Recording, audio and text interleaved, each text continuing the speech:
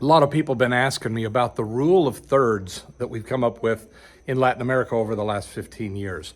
What is the rule of thirds? I'll tell you what, the rule of thirds is an absolute game changer in business, in family, in personal development.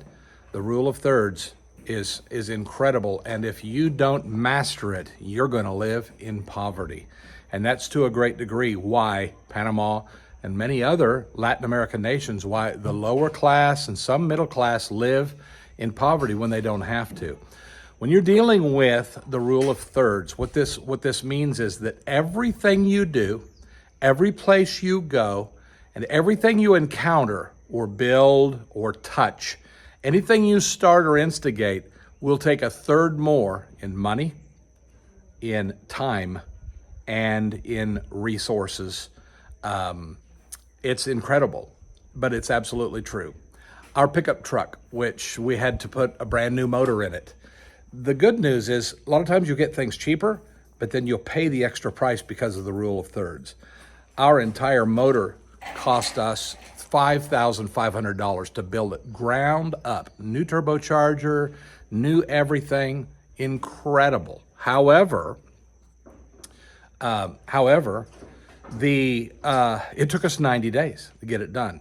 Just for the guy to dial the turbocharger in took 22 days. And the problem was someone sold him a turbocharger that is for a 2.5 to 3.0 motor, and that's not what my motor needed. It needs the 3.0, not the adjustable one. And so it took him 22 days to figure out this is never going to work. Meanwhile, we're losing money, we're losing time. I'm borrowing or renting vehicles, and the third law goes into effect while he's learning that it's not going to happen. Now, you could just say, just take it down to the dealership, and that's true. We take it down to the dealership, and the dealership would charge us $3,000 just for the turbo installation.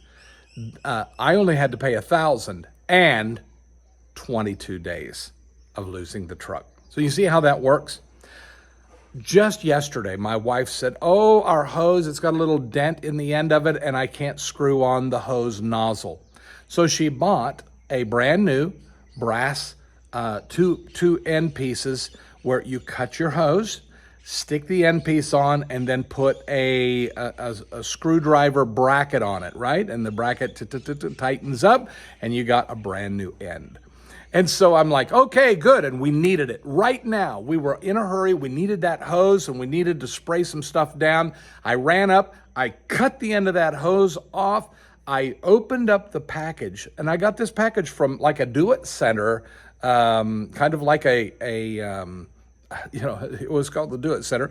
And I pulled it out, and the doggone little connectors, what do you call them? You screw them down, and they tighten. They had the wrong size in there. Guys, I'm 40 minutes from running down one way to get the right size clamp. I bought it in good faith, run in, I need it, and there we go. So a couple hours. So I just took it. I said, we have to abandon this. We can't use it. I stuck the clamp in my pocket. Let's see. I've got it in my pocket right here. I'm going to grab that thing. And because the next time I'm down in town, I'm going to buy a clamp that's big enough to fit around a garden hose. And this one is not big enough, but it was in the brand new packaging. You're dealing with Chinese parts. You're dealing with Malaysian parts. Sometimes you can put a part in your car and it lasts one day or 1 week or 1 month. So you got it cheap, but you're replacing it over and over again. Many times, people who have not mastered and don't even know how to master the rule of thirds, which is done by excellence, buying the right parts, making the right informed decision, and fighting for the spirit of excellence. That's really the way to beat it. But those who are just living locally and don't care, and they kind of had a manana point of view. And manana here means, it doesn't mean tomorrow. Like, okay, mañana, I'll fix it for you. That doesn't mean we'll fix it tomorrow. It means not today, because we don't have this time thing figured out, and I'll get there when I get there. I told you I'd be there Tuesday, just didn't tell you which Tuesday. I told you we'd have it fixed in a year, I just didn't tell you which year. And until we beat the rule of thirds, and that's the goal, if you ever get out into Latin America or the third world, you have to walk in fully armed. You need to understand this rule of thirds, and you need to go after it and make sure your surroundings are secure and that everything's done in excellence, and you're thinking ahead and you're thinking for everyone else, including the workers. See this building?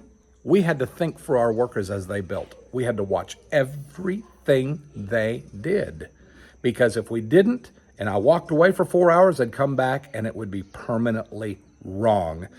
And then I get to deal with the rule of thirds. What do? Tear it down, build it over again? Or do we just look at it, and every day I look at it, I'm mad because I see non-excellence? It's incredible, but the rule of thirds takes place. And as long as the rule of thirds is predominant in a nation, there will never be competition. We can never compete internationally. We can't compete with China or with other countries that are building or growing and doing things. We'll never be competitive, not until we master the rule of thirds. Get that down before you move into the third world, friends, or you just plan on having a third more money, a third more time, a third more resources on your hands, because that is the cost of living out here. A lot of people say, hey, Daniel, boy, you're living so cheap out there. Yeah, with the grace of God, I can stay out here and just keep fixing stuff, and keep paying the third tax everywhere I go. But I would rather rehabilitate this country, and that is our goal. That's our goal.